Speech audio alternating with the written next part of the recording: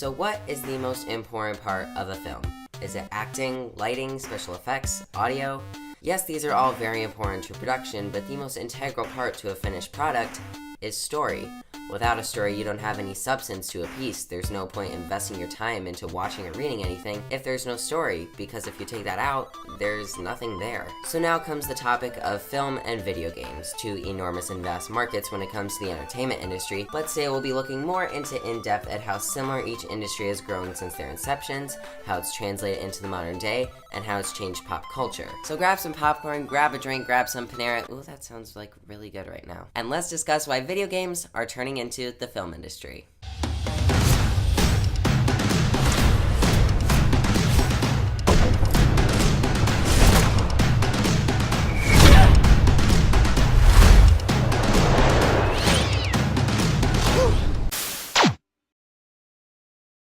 So the film industry and movies in general have a major head start on the gaming world. Not saying that it's a race, but when you look at the development of these industries over time, film has been around much longer. The first official movie that was ever released was Arrival of a Train at La Ciotat in 1896. A 1-minute film of a train pulling into a station, and then we see a bunch of passengers slowly get on as it stops. Seriously, that's all it is. Now this may seem painfully simplistic to watch compared to the cinema that we experience today, but for its time it was incredibly advanced and monumental. Nobody had ever seen or experienced film or video before, and once this concept of being able to capture a single moment on film and then replay it over and over again, the early stages of the industry began to evolve. Different genres started emerging as well, one mainly being horror in La Manière d'un Diable, a short which introduced the horror genre but was actually meant to be more amusing than terrifying.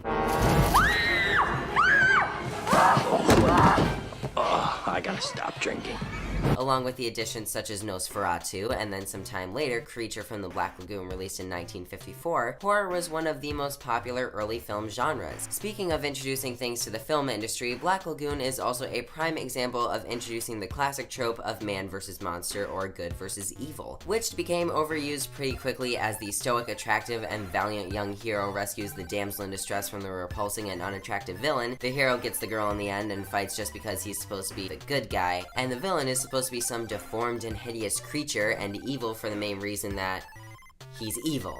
Nothing much past that. And while anyone can probably list about 20 films with this premise, at the time it was a step forward compared to the simple one-shot 60-second films that came before it. As I said earlier, Creature from the Black Lagoon was released in 1954, and if you fast forward 4 years later to 1958 is when the first video game was created. Now many are under the impression that the first video game was actually Pong, but the first video game was actually created near 14 years before that by physicist William Higginbotham for the Brookhaven National Laboratory. It was created for the sole purpose to differentiate from the other more dull laboratory exhibits. The concept was a simple tennis game where a digital blue ball bounced back and forth across the screen and was controlled by 2 small buttons.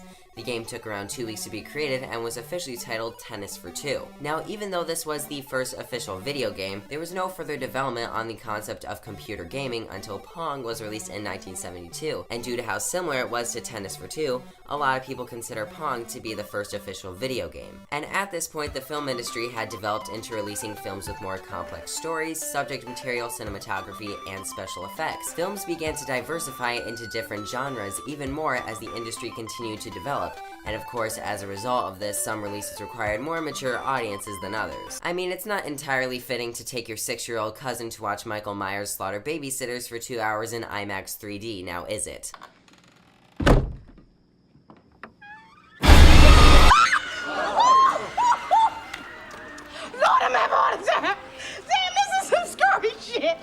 Due to government and parental demand, the Motion Picture Association of America, or MPAA, rating system was created. This required that each film be rated either G, PG, PG-13, R, or NC-17, each level requiring a viewer to be a certain age and level of maturity in order to see the movie. And during this time, iconic arcade and video games such as Pac-Man, Mario Bros, Tetris, and Zelda, along with pretty much any other video game, had no rating system whatsoever. The gaming industry was still relatively new, and nobody really knew what would become of it yet. Although this all changed thanks to the Mortal Kombat franchise back in 1992, when the first title in the series, simply titled Mortal Kombat, was released in arcades across the US. By the way, if you are grossed out by gore or violence or anything like that, do yourself a favor and skip ahead about 30 seconds or so. The franchise is known for being extremely gruesome due to its famous fatalities that allow the other winner to kill their opponent in an over-excessive and gruesome way at the end of the fight. And despite most of the original fatalities from the first installment being an extreme brutal gore fest for early 90s standards, it was the iconic Sub-Zero spine decapitation fatality that not only resulted in a congressional hearing,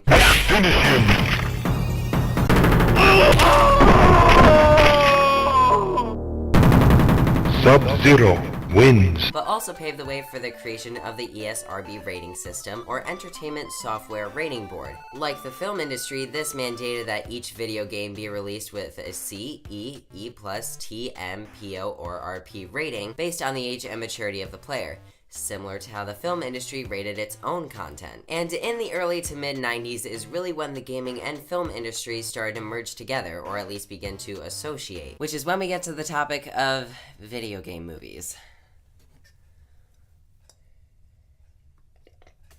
Hostess, here we go. Some of the earliest video game movies to be created were 1993's Super Mario Bros. And 1995's Mortal Kombat. As far as Mario Bros, I don't even want to get into what happened there, and Mortal Kombat was okay. But keep in mind, 2 years later, Mortal Kombat Armageddon happened.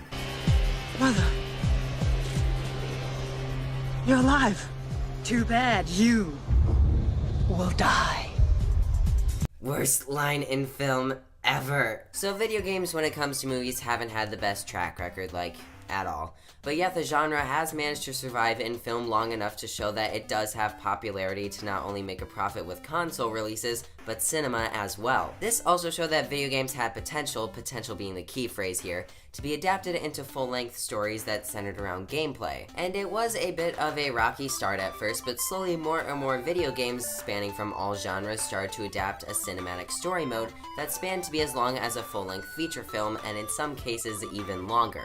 Early video game stories started out pretty basic, just like how the film industry was in its early years, going back to the basic storyline where the hero constantly rescues a helpless damsel from a big green monster. Where have we seen that in gaming before?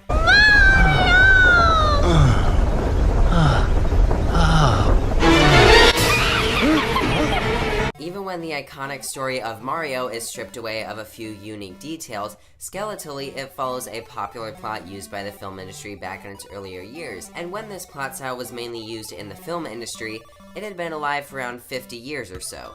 Yet from when the idea of gaming was born and to when this plot appeared in gaming, it had only been around for 20 years, almost 3 times as faster as it took film to reach this point. Video games have arguably caught up to the film industry when it comes to both cinematography and story aspects, and due to the breadcrumbs left by the film industry mostly helped guided gaming to reach this point this fast. Some of the biggest video games in the past years solely have been praised for their story, and the way that these games have been produced is almost near exact to how film sets are run. They have writers, artists, directors, budgets, studio mandates, full-on sets for when motion capture is needed, and the final products are 1 to 2 hour cinematic pieces with character arcs, world building, animated effects, and so on. And that's when we come to present day, and now that we've gotten our giant history lesson out of the way, let's get into the good stuff. Today, video games and movies are more alike than ever. When it comes to hype, multiple installments, crossovers, and shared universes, the comparisons are endless. These days, it's pretty much impossible to not find a video game that doesn't have at least some form of a cinematic story mode. And that's when I turn to a near perfect, Oscar-worthy, irrefutable, and perfect example. It's just so complex.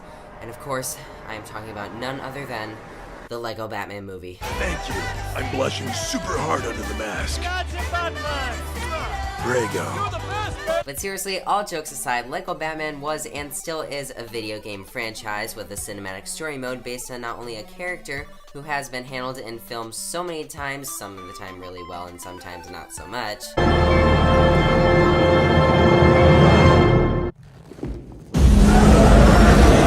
The game's story mode averages out to about an hour and a half, and even the second game in the franchise, titled Lego Batman DC Superheroes, cut all of its cinematic cutscenes together and released it as a feature-length animated movie.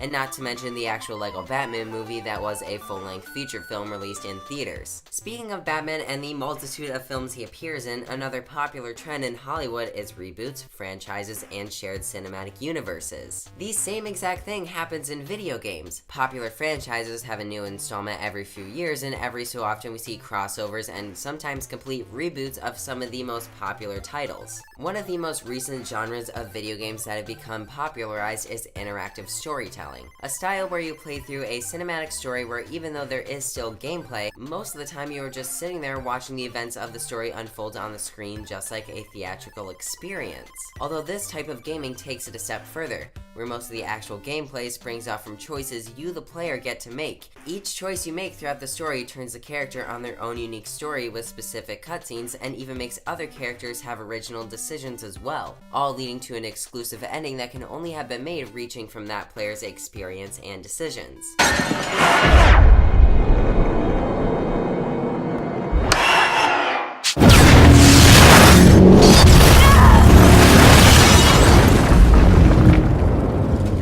This is exemplified in games like Until Dawn and Detroit Become Human.